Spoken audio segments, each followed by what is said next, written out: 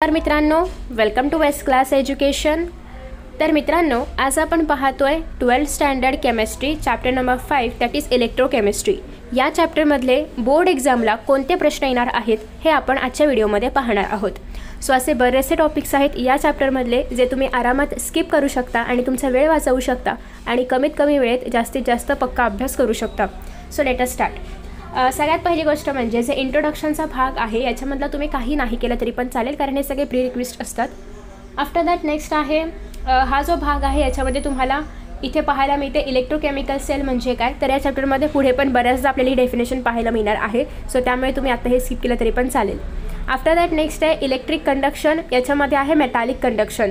So इथे आहे metallic conduction पण तुम्ही स्किप करू शकता, कारण याच्यावरती पण जास्त काही इम्पॉर्टंट क्वेश्चन बनत नाही। आफ्टर दॅट नेक्स्ट आहे इलेक्ट्रोलायटिक और आयोनिक कंडक्शन। सो आता या ठिकाणी तुम्हाला इलेक्ट्रोलायटिक कंडक्शन जे आहे किंवा आयोनिक कंडिशन जे आहे तर तुम्हाला माहिती असेल की आयोनिक कंपाऊंड जे आहेत तर ते मोल्टन स्टेटमध्ये किंवा ॲक्वियस स्टेटमध्येच जे इलेक्ट्रिसिटी आहे तर ते कंडक्ट करतात। सो तेच या ठिकाणी सांगितलेलं आहे। सो हे जस्ट एकदा रीड करा, जेणेकरून तुम्हाला इलेक्ट्रोलाइट्स जे काय आहेत किंवा इलेक्ट्रोलायटिक कंडक्शन जे काय आहेत त्याच्याबद्दल इन्फॉर्मेशन मिळेल। तितकं महत्त्वाचं नाही आहे एक्झामसाठी। आफ्टर दॅट नेक्स्ट आहे हा डायग्राम तुम्ही स्किप करू शकता। त्याच्यानंतर नेक्स्ट इथे तुम्हाला नॉन इलेक्ट्रोलाइट्स आणि इलेक्ट्रोलाइट्समधला डिफरन्स पाहायला मिळते, हा मात्र करायचा आहे। हा डिफरन्स तुम्हाला एक्झामला विचारला जाऊ शकतो। सो तुम्हाला इथपासून हे पूर्ण कॉन्टेंट करायचं आहे, कारण हे तुम्हाला एक्झामला विचारलं जाऊ शकतं डिफरन्स बिटवीनमध्ये। सो तुम्हाला कोणतेही 2 ते 3 पॉईंट्स लक्षात ठेवायचे आहेत। डन। आफ्टर दॅट नेक्स्ट आहे याच्या आधारावरती आता इलेक्ट्रोलाइट आणि नॉन इलेक्ट्रोलाइट आपण पाहिलं, मग इलेक्ट्रोलाइट्सचं फर्दर क्लासिफिकेशन आहे स्ट्रॉंग इलेक्ट्रोलाइट्स आणि वीक इलेक्ट्रोलाइट्स, हे पण तुम्हाला करायचं आहे। टाइप्स ऑफ इलेक्ट्रोलाइट्स किंवा अगेन डिफरन्स बिटवीन स्ट्रॉंग आणि वीक इलेक्ट्रोलाइट हे तुम्हाला एक्झाममध्ये विचारलं जातं। सो तुम्हाला स्ट्रॉंग इलेक्ट्रोलाइट आणि वीक इलेक्ट्रोलाइट करायचं आहे, ठीक आहे। हा फॉर्म्युला सगळ्यांना माहिती असेल, ओहम्स लॉ लिहायला वगैरे नाही येणार, बट लक्षात ठेवा कारण हे बेसिक आहे। नेक्स्ट तुम्हाला एक्झाममध्ये काय लिहायला येऊ शकतं, तर G is equal to 1/R आहे। जीचं युनिट सिमेन्स आहे, हे तुम्हाला एक्झाममध्ये लिहायला येऊ शकतं।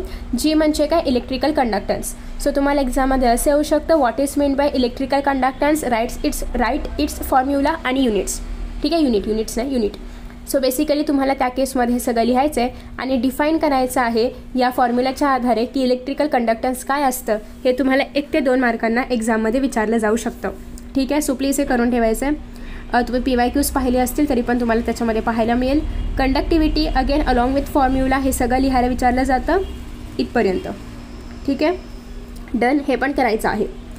त्याच्यानंतर आफ्टर दॅट नेक्स्ट आहे नेक्स्ट इथे तुम्हाला सगळे युनिट्स वगैरे पाहायला मिळतात, हे तुम्हाला माहिती असतील तर वेल अँड गुड, नसेल तर तुम्हाला हे युनिट्स पण करावे लागतील, कारण बऱ्याचदा जेव्हा तुम्ही एक्झाम्पल सॉल्व करता तेव्हा फायनल आन्सर जर कंडक्टिव्हिटी असेल किंवा रेजिस्टन्स असेल तर तुम्हाला हे युनिट्स यूज करावे लागतात। बाकी एरिया आणि लेंथ तर आय होप सगळ्यांना माहिती असेल।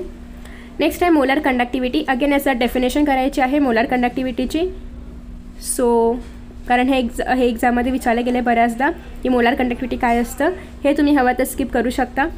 नेक्स्ट आहे मोलार कंडक्टिव्हिटीचा फॉर्म्युला करायचा आहे आणि युनिट करायचं आहे, ठीक आहे। परत एकदा डेफिनेशन करायची आहे, फॉर्म्युला करायचा आहे आणि युनिट करायचं आहे, ठीक आहे। युनिटमध्ये फक्त SI युनिट केलं तरी पण चालेल, बाकीचं नाही केलं तरी पण चालेल। नेक्स्ट आहे सिग्निफिकन्स ऑफ मोलार कंडक्टिव्हिटी, हे पण तुम्ही पाहिलं असेल PYQsमध्ये विचारले गेले 2 मार्क्ससाठी। सो तुम्हाला 2 पॉईंट्स लिहायचे आहेत। नेक्स्ट आहे रिलेशन बिटवीन K आणि कंडक्टिव्हिटी। सो बेसिकली या ठिकाणी तुम्हाला जे रिलेशन आहे तर हे डेरिवेशन किंवा डिराईव्ह करायला येतं 2 मार्क्ससाठी। सो हे पूर्ण डेरिवेशन लक्षात ठेवायचं आहे, रिलेशन बिटवीन K। एक मिनिट कुठेलं, हा इथपर्यंत, येस। सो हे पूर्ण तुम्हाला करायचं आहे। मी जे तुम्हाला हायलाईट करून देते, प्लीज त्याला तुमच्या बुकमध्ये पण हायलाईट करा किंवा काहीतरी मार्किंग करा। आणि हा जो फॉर्म्युला आहे हा खूप महत्त्वाचा आहे, या फॉर्म्युल्यावरती बरेचसे क्वेश्चन्स विचारले जातात 2 मार्क्सचे, आणि ऑलमोस्ट तुम्हाला माहिती असेल की शक्यतो जे काही न्यूमॅरिकल्स येतात ते मोस्टली 2 मार्क्सला जास्त येतात। सो त्याच्यामुळे 2 मार्क्सला एक फॉर्म्युल्यावरती किंवा 2 फॉर्म्युल्यावरती बेस्टच न्यूमॅरिकल्स विचारले जातात।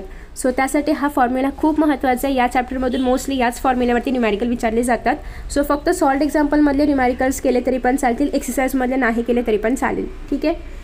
नेक्स्ट आहे variation of conductivity with concentration, again हे खूप महत्त्वाचं आहे। 2 ते 3 वेळा प्रश्न आलेला आहे PYQsमध्ये। सो हा क्वेश्चन करायचा, हे आन्सर करायचं आहे, ठीक आहे। डिरेक्टली तुम्हाला असा क्वेश्चन येतो, variation of conductivity with concentration. So direct answer लिहायचं आहे, हा पर्पल बॉक्स तुम्ही स्किप करू शकता। नेक्स्ट आहे variation of molar conductivity with concentration, हे तुम्ही स्किप केलं तरी पण चालेल। त्याच्यानंतर variation of molar conductivity with concentration, हे पण पूर्ण स्किप करू शकता। वीक इलेक्ट्रोलाइट, स्ट्रॉंग इलेक्ट्रोलाइट हे पूर्ण केलं स्किप तरी पण चालेल। सो लेट मी मार्क तुम्हाला हे पूर्ण स्किप करायचं आहे, दिसतंय का मार्किंग दिसतंय? हां दिसते. सो हे तुम्हाला पूर्ण स्किप करायचं आहे, हे पण स्किप करायचं आहे कारण याच्यावरती कुठलाही क्वेश्चन PYQमध्ये नाही आहे. सो चान्सेस खूप कमी आहेत क्वेश्चन विचारले जाण्याचे.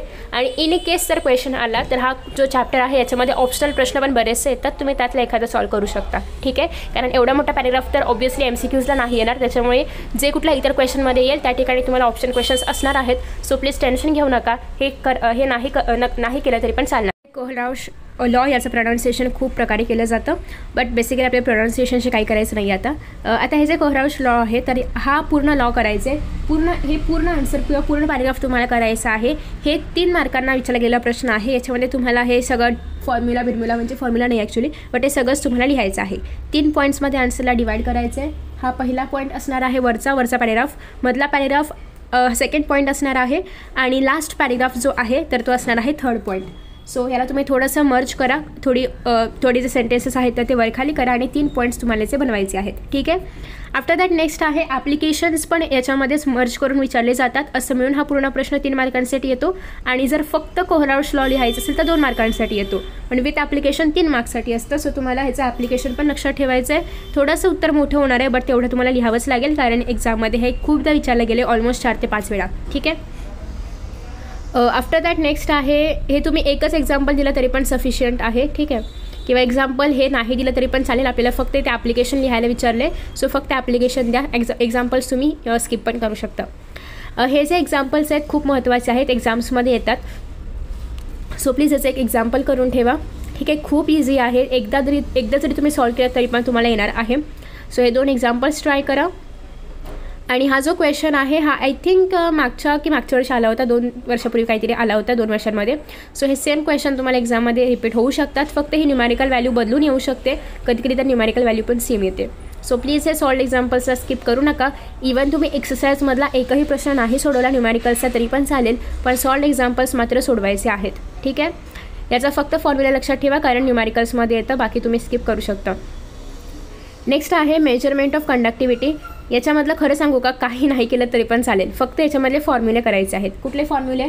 सेल कॉन्स्टंटचा formula, K = cell constant by आरचा फॉर्म्युला. सेल कॉन्स्टंटचं जे युनिट आहे तर ते, कारण तुम्हाला एक्झाममध्ये what do you mean by cell constant विचारलं जातं, तर त्यासाठी ही पूर्ण डेफिनेशन. ठीक आहे, परत एकदा सेल कॉन्स्टंटची डेफिनेशन, सेल कॉन्स्टंटचा फॉर्म्युला, सेल कॉन्स्टंटचं युनिट, एवढंच लक्षात ठेवायचं आहे. आफ्टर दॅट नेक्स्ट इथे तुम्हाला हे डायग्राम वगैरे काही करायची गरज नाही आहे, हे तुम्ही सगळं स्किप करू शकता.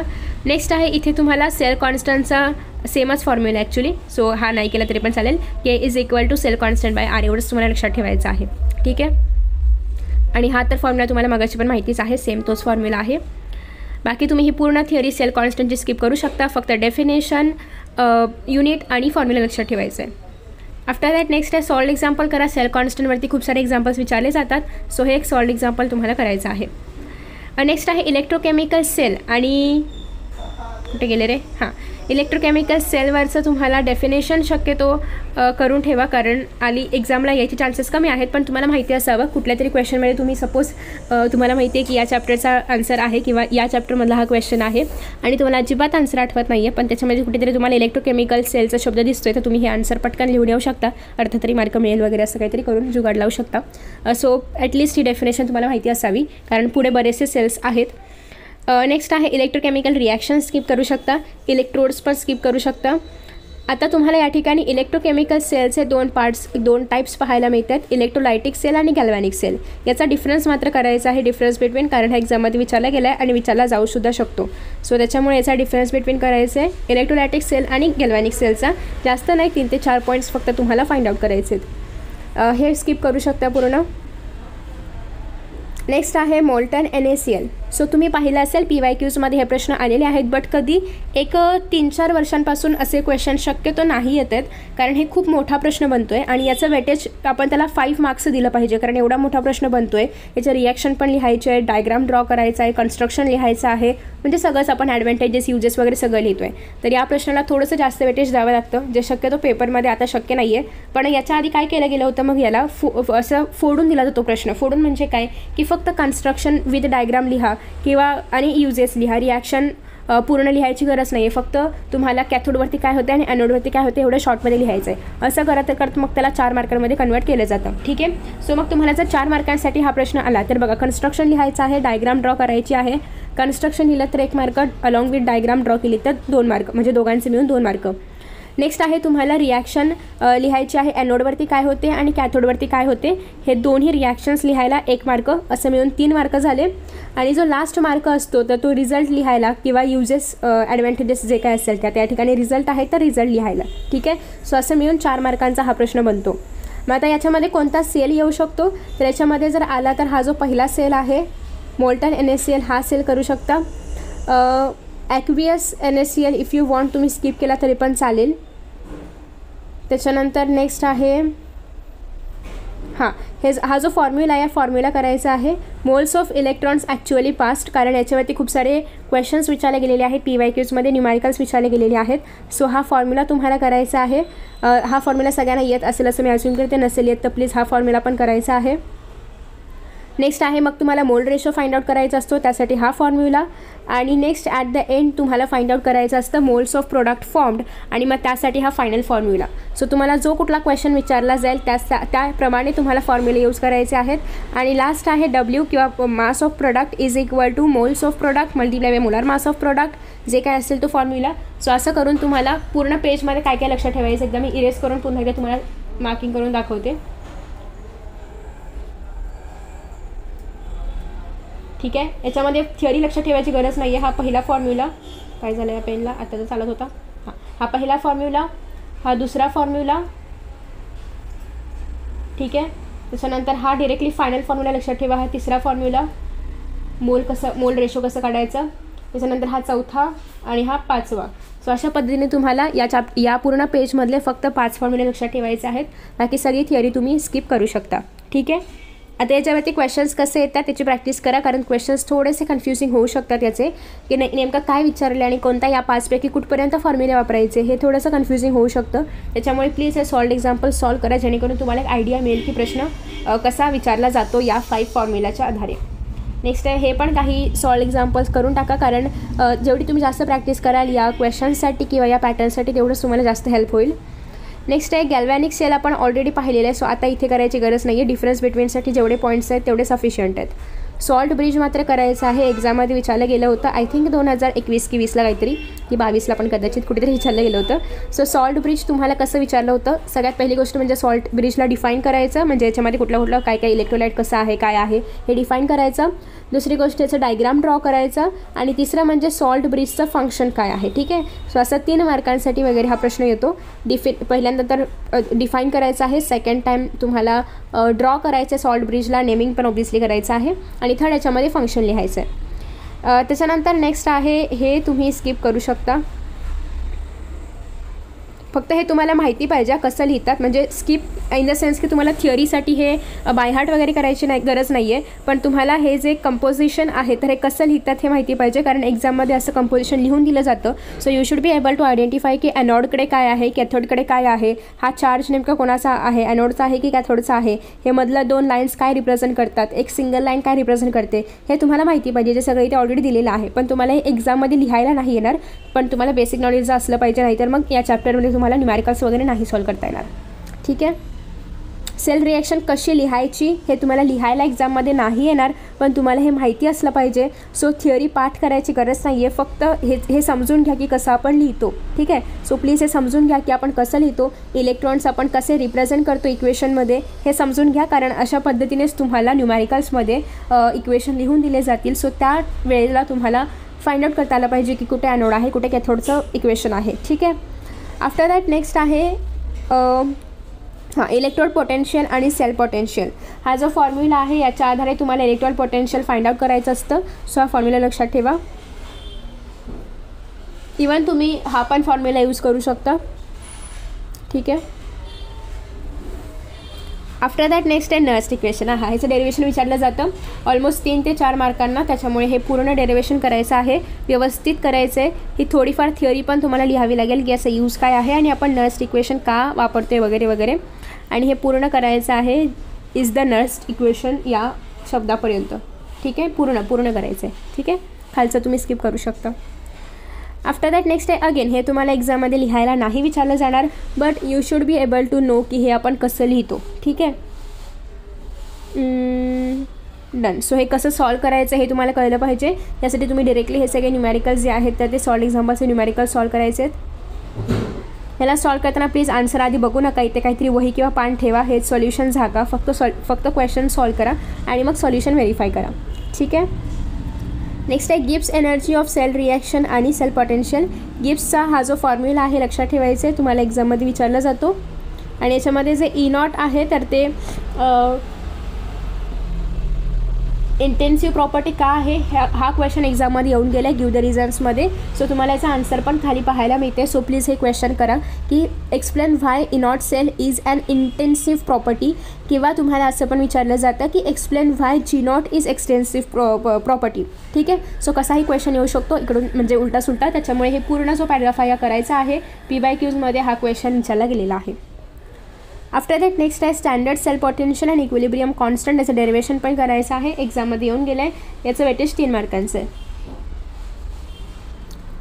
नेक्स्ट हे तुम्हाला हवं तर सॉल्व करून बघू शकता एखादं numerical. What do you mean by reference node. Definition विचारली जाते, त्याच्यामुळे ही डेफिनेशन करायची आहे. त्याच्यानंतर नेक्स्ट आहे हे बघा, हे तुम्हाला रेफरन्स नोडची डेफिनेशन पाहायला मिळते. Reference node is then define as वगैरे वगैरे वगैरे.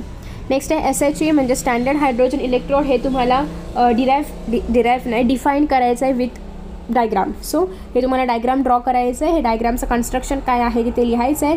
याचं युजेस काय आहे किंवा ॲप्लिकेशन काय आहे ते पण तुम्हाला लिहायचे आहेत. ठीक आहे. डिफिकल्टीज विचारले तर डिफिकल्टीज पण लिहायचे आहेत, बट जेव्हा तुम्हाला फक्त असा क्वेश्चन येईल तेव्हा ॲडव्हान्टेजेसपर्यंत सोडून देऊ शकतो. ऑलमोस्ट 3 ते 4 मार्कांचा वेटेज आहे. त्याच्यानंतर नेक्स्ट आहे galvanic cell uses day to day लाईफमध्ये. तर याच्यामध्ये थिअरी वगैरे स्किप करू शकता. डिरेक्टली ड्राय सेलचं तुम्हाला थिअरी करायची आहे, कन्स्ट्रक्शन, डायग्राम आणि रिॲक्शन्स. ठीक आहे. रिॲक्शन्स करताना तुम्हाला जर कॉम्प्लेक्स वाटत असतील तर तुम्ही डिरेक्टली फायनल रिॲक्शन पण लिहू शकता, पण आधी बघायचं आहे की किती मार्कांचा प्रश्न आहे. जर त्याचं वेटेज खूप जास्त हाय असेल तर मात्र तुम्हाला पूर्ण रिॲक्शन लिहावी लागेल, अदरवाईज तुमचे मार्क्स जातील. पण 2 मार्कांना सपोज कधी कधी एवढा मोठा प्रश्न आलाच तर मग तुम्हाला तितकं काही लक्ष द्यायची गरज नाही आहे, तुम्ही डिरेक्टली फायनल रिॲक्शन पण लिहू शकता. ठीक आहे. सो आधी किती मार्कांना तो प्रश्न विचारला याच्यावरती डिपेंड्स की तुम्हाला काय काय लिहायचं आहे. नेक्स्ट आहे लीड स्टोरेज बॅटरी. अगेन ह्याच्यावरती पण क्वेश्चन्स विचारले जातात. कधी कधी काय होतं की रिॲक्शन्स आपल्या लक्षात नसतात, आपण फक्त कन्स्ट्रक्शन लिहितो, डायग्राम लिहितो, तर आपल्याला हाफ मार्क्स मिळतात. म्हणजे 4 मार्कांचा प्रश्न असेल, तुम्ही डायग्राम ड्रॉ केलं, कन्स्ट्रक्शन लिहिलं तर तुम्हाला 2 मार्क 2-2.5 मार्क तरी मिळणार. इवन तुम्ही रिॲक्शन्स विचारलात तरी पण ॲटलिस्ट फायनल रिॲक्शन तरी लिहा. ठीक आहे. नेक्स्ट आहे मर्क्युरी बॅटरी. तुम्ही स्किप करू शकता. फ्यूल सेल हे मात्र करायचं आहे, हे 100% करा. जर तुम्ही बाकीचे सगळे सेल्स जरी स्किप केले तरी पण हे मात्र करायचं आहे. याचे ॲडव्हान्टेजेस पण करायचे आहेत, कारण हे डिरेक्टली फ्यूल सेलचे ॲडव्हान्टेजेस असा सेपरेटली प्रश्न पण विचारला जातो. ॲप्लिकेशन्स पण करायचे, एवढे सगळे नाही केले तरी पण 1-2 तरी करा.